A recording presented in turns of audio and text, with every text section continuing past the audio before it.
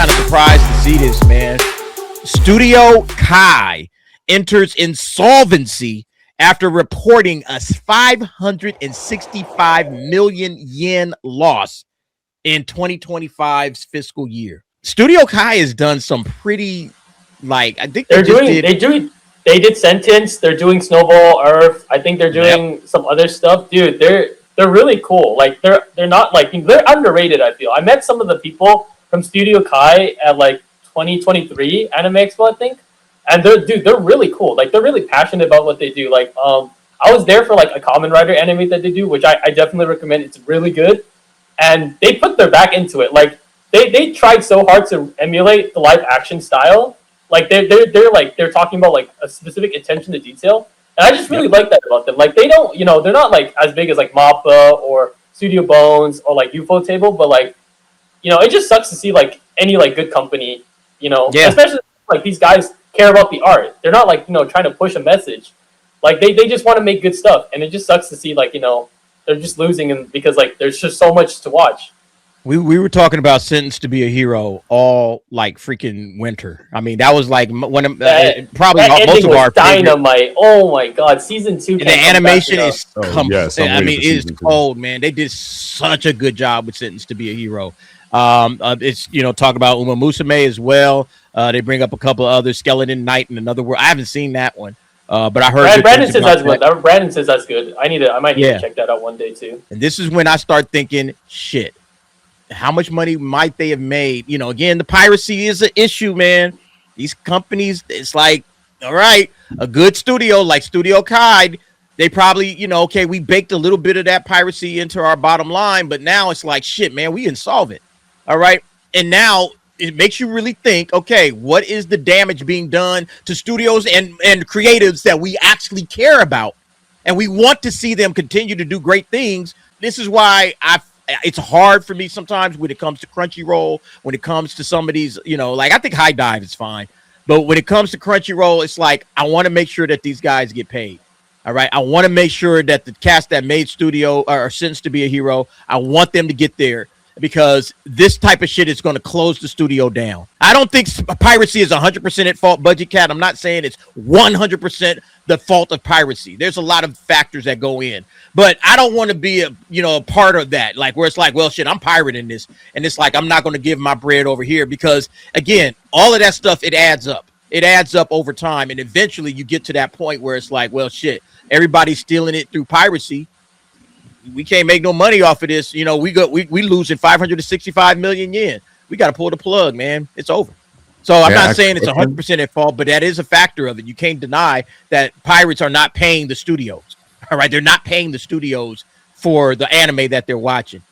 Name is quiet right now. I have a question. I have a question I want to ask. I just went online just to see how much the loss in regards to U.S. value. So in U.S. value, this is about $3.4 million. So my question is, what is their value in regards to the company? Is the because they're a small studio. They're not a big studio. So they're not in the billions or nothing like that yet. They're still in a couple of hundred millions or so. That's what I'm trying to understand the gravity of the situation, because I'm trying to see what their value is in regards to a studio. Well, they filed for insolvency. To me, insolvency, that means, this company can't pay its bills, basically, is what they're saying. Yeah, right. That right there is shit. at this point, though, they still have a chance to fix this. They just have to look very closely at what decisions they make. That's going to be determining whether or not they shut their doors for good, or if they can get out of this. There's some of its keywords, all right? Again, I think Sentenced to be a Hero. I've seen a little bit of Umamusume. I've heard of Skeleton Knight. I really haven't heard about the rest of these, okay? But it says, despite a solid lineup of production, the studio has struggled financially since its inception, posting consistent losses that ultimately led to the current insolvency situation. Entering a state of insolvency, meaning the company is unable to pay its debts as they come due. This does not necessarily mean immediate closure, but it places the studio under legal and financial restructuring processes. The outcome could range from reorganization and continued operations under new management to a full winding down of the business, depending on creditor negotiations and court decisions. The news is a significant blow to the anime industry, where smaller and mid-sized studios often operate within thin margins and face increasing production costs. Studio Kai's situation highlights the financial pressures many animation houses continue to face, even when attached to popular franchises. So it's a major, major, major issue. This is also an oversaturation problem, Budget Cat. But this is like, again, going back to my original point, you got anime, it's popping, all right? It's big, it's huge. It's not going anywhere. Everybody wants to get in on this. You got a studio like Studio Kai that, in my opinion, is doing things the right way. We're making great content. Like I said, Sentenced to be a Hero, like that put them on the map, and I think they are absolutely dynamite. So I want to see this company continue to get big projects and grow, but they're not going to be able to get big projects and grow when they're insolvent and they can't pay their bills. You know, that's the problem with you. So I don't know what the overall cost or worth of the studio is, but if you can't pay your bills, you're about to go out of business. You know, and then that sucks because, again, some pretty decent, work has been done by this studio.